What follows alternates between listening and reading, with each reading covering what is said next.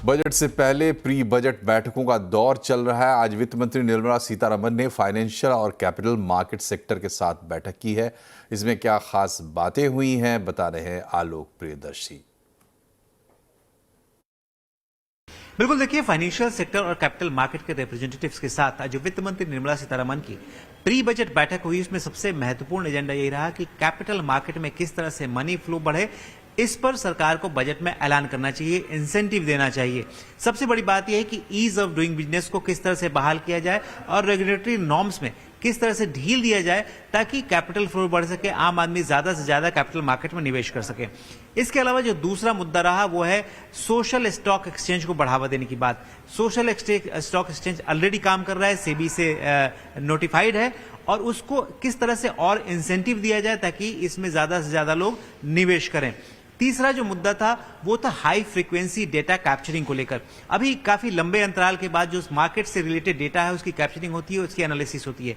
तो जो रिप्रेजेंटेटिव थे उन्होंने कहा कि इस हाई फ्रीक्वेंसी डेटा को कैप्चर करने के लिए एक फ्रेमवर्क बनना चाहिए ताकि इसके एनालिसिस करके इससे एक ट्रेंड पता चल सके कि आखिरकार मार्केट में किस तरह की गतिविधियां चल रही हैं।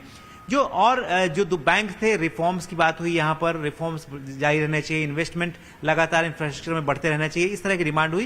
लेकिन एनबीएफसी की तरफ से जो तीन महत्वपूर्ण डिमांड थी वो ये थी कि जो डेडिकेटेड फंड उनके लिए चाहिए जो खासतौर से इमर्जिंग मार्केट की जरूरतों को पूरा कर सके, जिसमें ईवीज, ग्रीन एनर्जी, इस तरह की चीजें हैं। इसके अलावा एनबीएफसी की डिमांड ये थी कि जो टैक्स ट्रीटमेंट है उन्हें एट पर बैंक चाहिए। बैंकों को 10% टीडीएस नहीं कटाने की जरूरत पड़ती है, जबकि एनबीएफसी को इंटरेस्ट इनकम पर 10% की टीडीएस कटौती होती है, लिहाजा उन्हें बैंकों के बराबर लेवल प्लेइंग फील्ड मिलना चाहिए। और तीसरा, रिकवरी के लिए जो सरफेसी एक्ट में जो अभी एनबीएफसी के लिए लिमिट है वो 20 लाख रुपए की है, उसको घटाया जाना चाहिए, जबकि बैंकों के लिए 1 लाख रुपए है। लिहाजा एनबीएफसी को इन तमाम मोर्चों पर राहत मिलनी चाहिए, रेगुलेटरी नॉर्म्स में और ढील देनी चाहिए ताकि आरबीआई बैंकों से और दूसरी जगहों से भी उन्हें फंड मिलने में आसानी हो। तो ये तमाम मुद्दे आज जो बैठक हुई प्री बजट मीटिंग उसमें चर्चा हुए, और देखना होगा कि बजट में वित्त मंत्री इन तमाम मुद्दों को कितना शामिल कर पाती हैं।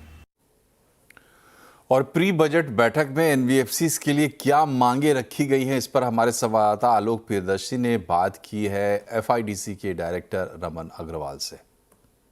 वित्त मंत्री के साथ प्री बजट बैठक में क्या चर्चा हुई बताने के लिए हमारे साथ मौजूद हैं डायरेक्टर एफआईडीसी के श्री रमन अग्रवाल जी। सर, क्या चर्चा हुई और क्या एनबीएफसी के लिए स्पेसिफिक पॉइंटर्स आपने बजट में डिमांड रखी?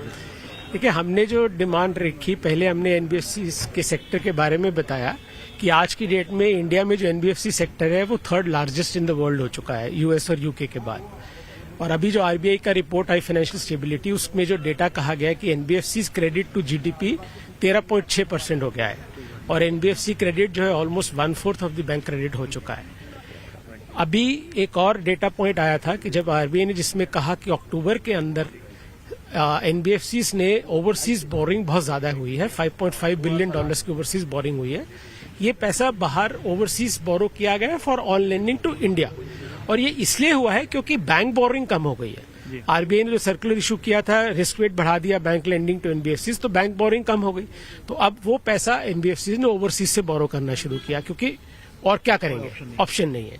और दूसरी चीज, जो इसका जो छोटी और मिड साइज एनबीएफसीज है, हुवर लार्जली जो बैंक पे डिपेंडेंट है, वो अब बड़ी एनबीएफसी से बोरो कर रही है, इसलिए उनकी कॉस्ट ऑफ बोरिंग बढ़ गई। तो ये इस पूरे का समाधान ये है कि जो एक डेडिकेटेड फंड जो कि एमएसएमईज और स्मॉल बोरर्स और जैसे ग्रीन एसेट्स जैसे इलेक्ट्रिक व्हीकल्स, उनके लिए सरकार खर्च करना चाहती है, वो एक फंड एलोकेशन अगर वो कुछ सिडबी या नाबार्ड को दे और वो आगे रिफाइनेंस करे एनबीएफसी को, जैसे नेशनल हाउसिंग बैंक करता है हाउसिंग फाइनेंस कंपनीज के लिए। तो ये तो पहली बात। दूसरी बात थी रिकवरी को लेकर कि अब तक सरफेसी एक्ट जो हमारे पे लिए लागू है, लेकिन वो हमारे लिए काम नहीं कर पा रहा है, क्योंकि सिक्योरिटी अगर हम इन्फोर्स करते हैं तो उसमें राइडर लगा दिया गया 20 लाख, बैंक के लिए वो है 1 लाख, और एनबीएफसी का लोन साइज तो 20 लाख से छोटा ही होता है। तो इसलिए ये 20 लाख का राइडर हटना चाहिए। इसकी वजह से हमें चेक बाउंसिंग केसेस भी बहुत से फाइल करने पड़ रहे हैं। रेगुलेटरी मोर्चे पे, रेगुलेटरी पे और रेगुलेटरी में बात हुई है, जो हमने कहा है कि फैक्टरिंग रेगुलेशन एक्ट में जैसे वो एनबीएफसी को एनबीएफसी फैक्टर रजिस्टर करने के लिए आरबीआई से अलग से सर्टिफिकेट लेना पड़ता है।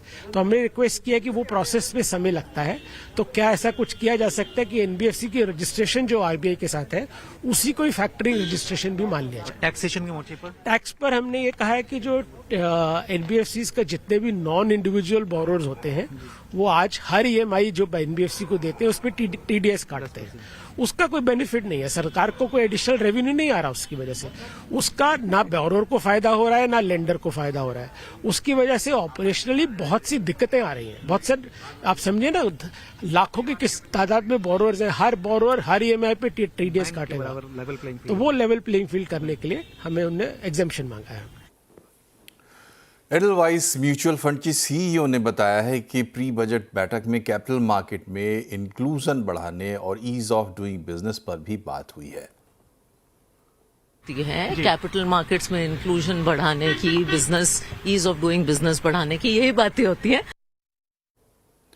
बजट से लोगों की उम्मीदें बढ़ गई हैं। बजट से लोगों की क्या है डिमांड और क्या होना चाहिए बजट में, आज बजट अड्डा में इसी पर होगी बड़ी चर्चा। शाम 7:57 पर।